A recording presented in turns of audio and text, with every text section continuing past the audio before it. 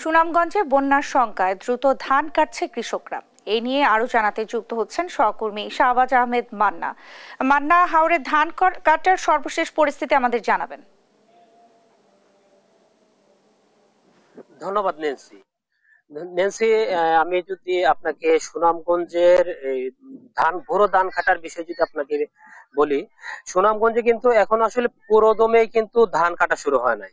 ঠিক আছে, এখন পর্যন্ত আসলে যেই ধানগুলা মানে পাকছে, আসলে পাকা ধানগুলা আসলে কৃষকরা কিন্তু পুরোদমে কাটা শুরু করছে, এবং ধান কাটা থেকে শুরু করে এখন পর্যন্ত ওরা কিন্তু একদম মারাই দেওয়া এবং ধান শুকানো পর্যন্ত কিন্তু ওরা পুরোদমে এই কাজটা চালিয়ে যাচ্ছে। এবং সুনামগঞ্জ আসলে কৃষকরা একটা একটা বিষয়ে কিন্তু খুবই শঙ্কায় আছে, সেটা হচ্ছে আসলে বন্যার।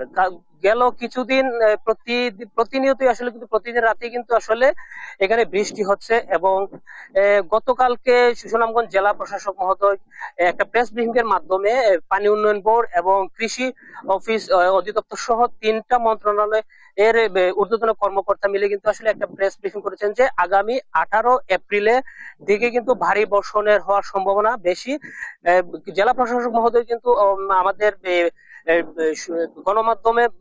গণমাধ্যম কর্মীদের উদ্দেশ্য করে আসলে একটা কথা বলছেন, যেটা হচ্ছে যে সবাইকে যাতে এই বিষয়টা যাতে বুঝিয়ে যাতে বলা যায়, যেটা হচ্ছে যে ধান ধান বেশি পাকার জন্য আসলে কৃষকরা যেন আসলে অপেক্ষা না করে দ্রুতই যেন ধান কাটাটা সম্পন্ন করে কৃষকরা। এবং আগামী 18 এপ্রিল থেকে কিন্তু আসলে ভারী বর্ষণ হওয়ার সম্ভাবনা বেশি। দেখাই আমার ঠিক পিছনে কিন্তু আসলে ধান ধান কাটা